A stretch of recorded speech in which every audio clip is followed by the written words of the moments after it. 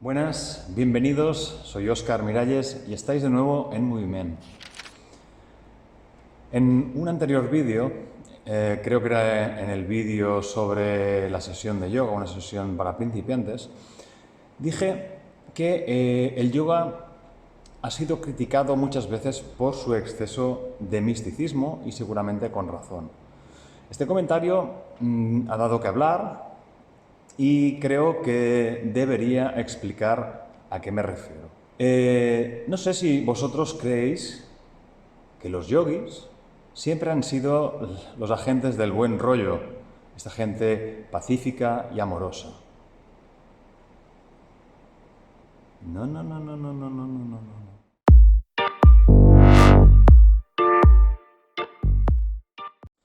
Hasta finales del siglo XIX, los yogis eran poco más que los pordioseros de la India. Eran delincuentes, borrachos, faquires, magos de feria, gente que se dedicaba al engaño. Era aquel tipo de indeseable pues, que la sociedad no quería ni ver. Hacían excesos, tanto con el alcohol como con el sexo, etcétera, etcétera. Fue a principios del siglo XX que en el marco del nacionalismo hindú, con la necesidad de reivindicar una identidad nacional, el yoga fue remodelado, fue reescrito para asegurarse de esta manera que podía competir, igual que pasó con el hinduismo, con la sociedad occidental. El yoga se equiparó a la gimnasia sueca, cogió elementos de esta, incluso del culturismo británico de la época. Tanto el hinduismo como el yoga fueron de esta manera instrumentos para reivindicar la nacionalidad india. Primero fue un señor llamado Gun, de apellido, ferviente nacionalista, que cogió el yoga y decidió aplicar el método científico y en un ashram que creó empezó a experimentar, a diseñar experimentos para demostrar los beneficios de esta disciplina. En ese ashram ya, de entrada, se eliminaron todas aquellas cosas que hasta ese momento eran mal vistas por la sociedad. Desde luego, era un ashram impoluto, digno de un laboratorio científico. Este tipo hizo toda suerte de experimentos y demostró, en algunos casos, que algunas posturas, ejercicios o respiraciones eran beneficiosos y en otros no. Más tarde, más adelante, en la corte de Mysore, una provincia rica de la India, del sur de la India, Krishnamacharya le daría un giro más de tuerca a todo esto.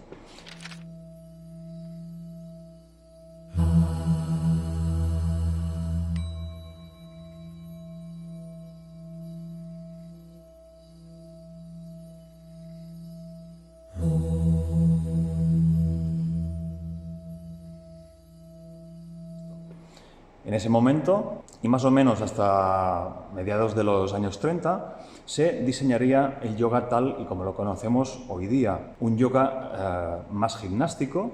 Krishnamacharya diseñó, por ejemplo, el saludo al sol, el conocido Ashtanga Yoga, por ejemplo, o en ese momento surgieron ciertos discípulos aventajados, como Iyengar, que fueron los encargados de coger toda esta nueva materia y luego pues la llevarían alrededor del mundo, especialmente a Estados Unidos. Claro, en un primer momento se había eliminado del yoga toda aquella magia barata, todo aquel misticismo que tenía su origen en los siddhis, los poderes que, por ejemplo, en los sutras de Patanjali están descritos al detalle.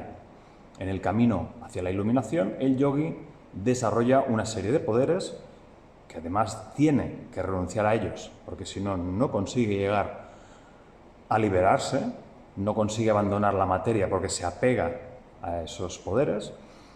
Entonces, todo este misticismo se arrastró hasta principios del siglo XX, como he explicado. En el marco nacionalista todo esto se apartó, porque evidentemente estaba mal visto y no interesaba, necesitaban una disciplina pues, racional y bien limpia, de corte científico. ¿Pero qué pasó? Pues que En la exportación o con la exportación de este conjunto de disciplinas, ¿no?, de los diferentes tipos de yoga que se desarrollaron en ese momento, llegaron a Estados Unidos, se esparcieron por Europa, pero claro, al final volvió a envolverse de esta cierta áurea mágica, ¿no? Sobre todo fue en la época del New Age, ¿no? Todos estos elementos místicos fueron de nuevo reabsorbidos por la disciplina fue mitificada en sí misma y de hecho pues parte de lo que conocemos hoy como yoga o bien lo conocemos como disciplina gimnástica o bien lo conocemos como una disciplina pues espiritual o mística. También hay que entender que en este traspaso yo lo entiendo como una especie de traducción, es decir, cuando cogemos un elemento de una cultura radicalmente diferente de la nuestra, porque en la cultura india la religión es algo que lo envuelve todo. Las tradiciones orientales no conocen nada fuera de la religión, desde el derecho hasta la educación, pasando por la política, todas las cosas tienen su forma de ser dentro de un marco religioso. Cuando todo esto se transporta a una cultura secular, donde Dios ya no está en los espacios, ¿qué pasa? Pues que algo se pierde por el camino. Es decir, ¿cómo vamos a llenar ese hueco? ¿Qué va a suplir la ausencia de Dios? Pues las marcas comerciales, ¿no? El capitalismo va a rellenar los huecos de diferentes formas. Algo nos van a vender en lugar o sea, para rellenar esta falta. O se va a quedar vacía. Por ejemplo, si el yoga se practica únicamente como deporte o como gimnasia, pues estamos haciendo una evidente reducción. Hemos sacado algo, le falta algo, y bueno, no quiere decir esto que sea malo, es decir, no estoy diciendo que el yoga no espiritual sea malo, muy al contrario, seguirá teniendo sus beneficios a nivel fisiológico, evidentemente. Pero hay que entender que algo ha quedado fuera. Y si por otro lado se practica un yoga espiritual, lo único que pasa con esto, además yo conozco muy buenos maestros que siguen la línea espiritual con mucho acierto y además hay que agradecerles su trabajo porque es gracias a esta gente que se conserva, se preserva el espíritu, digamos, más antiguo de esta disciplina. Si no fuera por esta gente esto desaparecería. Pero en este mundo espiritual se le apega toda una serie de elementos, como esto del New Age, ¿no? O sea, se le junta toda una serie de elementos que pues a mí la verdad es que no me gustan nada. Todo el rollo de las energías, ¿no? No sé, no quiero dar más, hablar de muchas cosas porque igual alguien se siente ofendido o herido y tampoco no es mi intención. Simplemente que o le falta algo o le sobran cosas, dejémoslo de esta manera. Para mí hay quizá una vía que todavía no está explorada. Quizás sería, yo creo, en mi opinión, que sería la vía más adecuada para asimilar para una cultura secular este tipo de disciplinas, que sería la vía del arte, pero no cualquier arte. Porque cuando en Instagram vemos figuras, ¿no? O sea, posturas, asanas de yoga, súper mega espectaculares, o sea que guays, todas estas posturas son estéticas, son muy bonitas, ¿vale? Pero, y legítimas, ¿eh? O sea, está muy bien, pero ahí no hay yoga en el sentido más estricto de la palabra.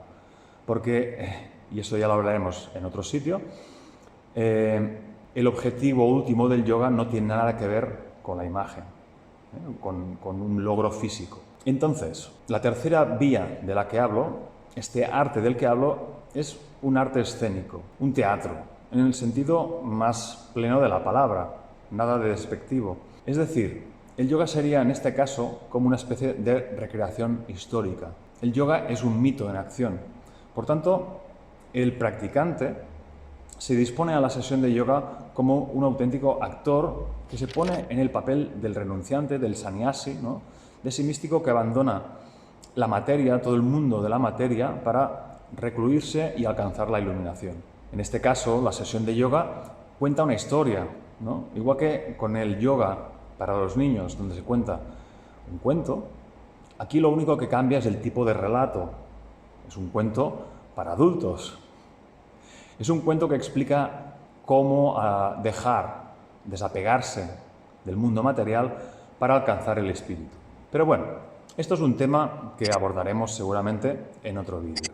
La cuestión de fondo, la cuestión que yo quería abordar, era esta crítica al misticismo excesivo, es decir, a la parafernalia que se pone alrededor, ¿no? Algo que rodea al yoga y que a veces le sobra. Por otro lado, han habido críticas al yoga y a la meditación. Al final la meditación es una parte del yoga, que yo creo que también están muy bien fundamentadas. En el camino de la meditación, donde uno pretende renunciar al ego, o sea, el ego sería el último apego, el último reducto de la materia, aquello que hay que dejar en última instancia, y lo más difícil. En el esfuerzo por hacer esto, uno termina por engrandecerlo. Es decir, que todo esfuerzo por abandonar el ego lo refuerza. Esto lo escribí en un libro que, si queréis, os dejo el link por aquí abajo. Pero bueno, tampoco no es nada mío, yo creo que esto ya se ha dicho, como casi todas las cosas, está todo dicho e inventado. Por una parte, el trabajo que hacemos por negar o por eliminar o por reducir el ego no hace más que darnos un ego muy grande, ¿no? O sea, decir, yo soy el mejor yogi, el más pacífico y soy el más guay de todos los santos, ¿vale? Y por otro lado, que la reclusión, el estado de meditación o simplemente hacer este tipo de actividades que nos encierran en uno mismo, vacían el espacio público de una acción política real, ¿no? Es decir, abandonamos la vida política para recluirnos en el espacio íntimo, con lo cual queda a merced de cualquier cosa, ya sabéis. Y creo que es una crítica acertada, pero bueno, en nuestras manos está poder combinar las dos cosas. Yo creo que si uno es consciente de estos peligros o simplemente uno es consciente de estos elementos, puede jugar con ellos, es decir, puede elegir y puede planificar una vida ordenada, una vida yógica y al mismo tiempo una vida política, ¿por qué no? Es decir, se pueden combinar los dos elementos. El peligro está en no darse cuenta de que puede suceder esto, simplemente. Entonces, para resumir, básicamente la idea es que hay críticas muy acertadas sobre la vida espiritual sin tener en cuenta ya el factor de que si existe Dios, que si existe realmente ese espíritu. Estos son otros temas en los que no voy a entrar. Simplemente son críticas a la práctica diaria, ¿no? A la vida diaria. El encierro en uno mismo puede conducir a un ego aún más grande y mucho peor, y el encierro en uno mismo nos puede alejar de la vida pública, de la vida política, tan necesaria como la vida espiritual. Espero que todo esto os haya hecho reflexionar. Podéis dejarme todos los comentarios que queráis y si está en mi mano, pues intentaré responderlos. Ya sabéis que mi canal, como todo en el mundo de YouTube, necesita de la suscripción, darle a la campanita, darle like, compartir. Y nada más, espero veros en un próximo vídeo.